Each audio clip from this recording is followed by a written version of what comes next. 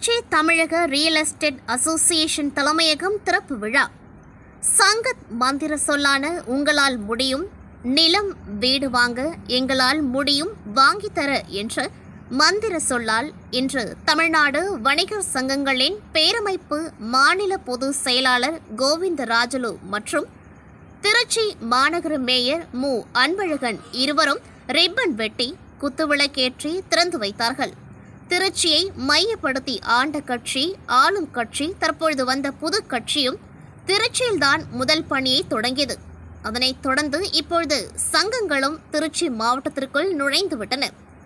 கலாம் குரல் சார்பாக மாநில தலைவர் M.K. கமலக்கண்ணன் அவரிடம் நாம் கேட்டபோது கட்சி கொடி போல் இருக்கிறது, விரைவில் கட்சி ஆரம்பிக்க போகிறீர்களா என்று.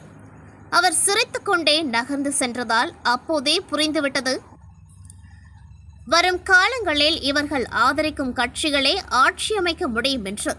மேலும் இந்நிகழ்ச்சியில் தமிழக ரியல் எஸ்டேட் அசோசியேஷன் மாநில ஒருங்கிணைப்பாளர் மலேசியா மணி, மாநில செயலாளர் ஸ்டாலின், கூடுதல் செயலாளர் பக்கிரசாமி, இளைஞரணி ஸ்ரீதர், M.K.M.